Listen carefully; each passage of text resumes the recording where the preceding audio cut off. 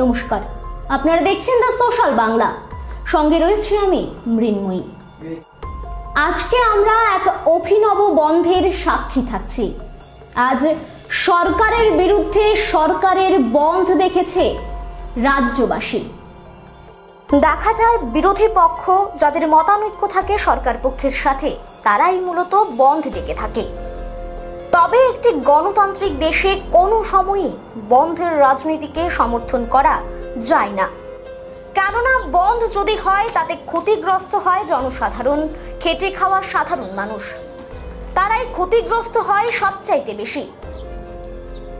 তাছাড়াও বিগত দিনে আমরা দেখেছি যখনই বন্ধ ডাকা হয় সরকারের কোনো আইন বা সরকারি কোনো নীতি বা সরকারের কোনো কার্যালয়ের বিরুদ্ধে, কারণ বিরোধিতার জন্যই বন্ধের রাজনীতি করে সরকার পক্ষের বিরোধীরা।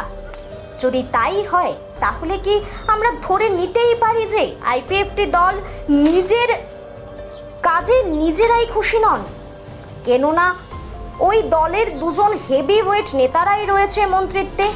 তাহলে কি ধরে নেওয়া যায় যে জাতির নাম করে যে দল রাজনীতি করছে, যে হেভিওয়েট নেতারা রয়েছে তারা কাজই করেনি তাদের স্বার্থে?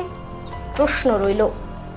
আজকে সকাল 6টা থেকেই দেখা গেল ত্রিপুরার এডিসি এলাকাতে আইপিএফটি দল বন্ধকে সফল করতে দলের কর্মকর্তারা উগ্র প্রবণতা দেখিয়েছে। কারণ স্ট্রাইককে তো সফল করতেই হবে, এতে সাধারণের ক্ষতি হোক তাতে কি আসে যায়? জনগণই বা কতটুকু বন্ধের পক্ষে তাতেও কি আসে যায়? কারণ উদ্দেশ্য তো হচ্ছে যেভাবেই হোক দলকে ক্ষমতায় আনতে হবে।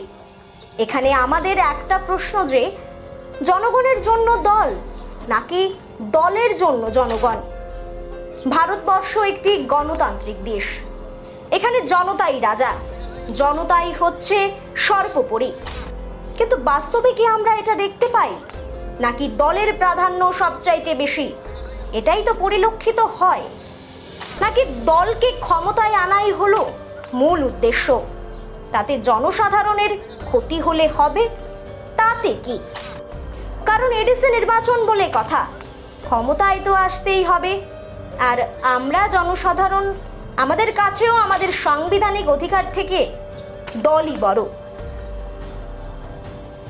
আর ইতিমধ্যেই হিতদরদী দলের হঠাৎ মনে পড়ে গেল ত্রিপুরাল্যান্ডের কথা, যেখানে দীর্ঘ 2.5 বছর এই দাবি শোনাই যায়নি তাদের মুখে। তবে এখন নির্বাচন এসেছে, এবার পুরানো অস্ত্রের প্রয়োগ করতেই হবে। 2018 সালে এই অস্ত্রের জন্যই তো বর্তমানে ক্ষমতায় এসেছে এই দল। এখানে বলতেই হয়, বিগত দিনে আমরা দেখেছি ত্রিপুরায় কিছু বিরোধী দল বন্ধের ডাক দিয়েছে। এখানে সংবাদ মাধ্যম হিসাবে বলতেই হবে, গণতন্ত্রের বন্ধের রাজনীতি সমর্থন করে না।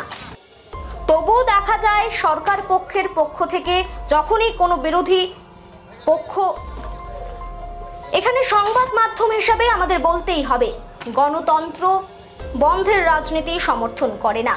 তবুও সরকার পক্ষের বিরোধীরা যখন কোনো বন্ধ ডাকে তখন সরকার পক্ষ নোটিশ জারি করে, কোনো মতেই বন্ধ মানা হবে না, এটাই বলে দেওয়া হয় সরকার পক্ষের পক্ষ থেকে। সকল প্রকার অফিস আদালত, যারা সরকারি কর্মচারী রয়েছে তাদের বলে দেওয়া হয় অফিসে যেতেই হবে, এবং না গেলেই হাতে ধরিয়ে দেওয়া হয় শোকজের নোটিশ। আরও দেখা যায় রোলিং পার্টির কার্যকর্তারা বন্ধের দিনে বন্ধ রুখতে মাঠে ময়দানে নামতো, কিন্তু আজকের ক্ষেত্রে আমরা দেখলাম না জারি হলো কোনো সরকারি নোটিশ, না কোনো অ্যাক্টিভিটি, শুধুই কিছু নেতাদের মুখে শোনা গেল বন্ধের নিন্দা করতে। সরকার পক্ষকে দেখা যায়নি এই বন্ধের বিরোধিতায় কঠিন কোনো পদক্ষেপ নিতে। আজকে বন্ধ শুরু হওয়ার পরই দেখা গেল আইপিএফটির কর্মকর্তারা তাণ্ডব চালিয়েছে। কারণ উপর মহলের আদেশ, যেভাবেই হোক বন্ধ সফল করতেই হবে। যে জনতার কাছে হাত জোর করে ভোট চাইতে যায়, ওই জনতাই আজ দেখা গেল মারধর লাঠিপেটা করতে, কারণ বন্ধকে সফল করতেই হবে। বিগত দিনে আমরা বাম আমলে দেখেছি বামেদের নিজেদের বিরুদ্ধে নিজেদের আন্দোলন করতে, বন্ধ না হলেও সেক্ষেত্রে আমরা আন্দোলন করতে দেখেছি নিজের সরকারের বিরুদ্ধে। আজকেও একই দৃশ্য।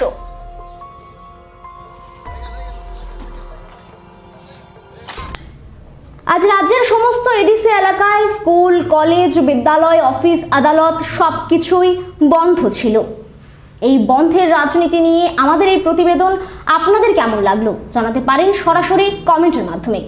আজ এই পর্যন্তই। পরবর্তী যে কোনো আপডেটের জন্য চোখ রাখুন দ্য সোশ্যাল বাংলার পর্দায়।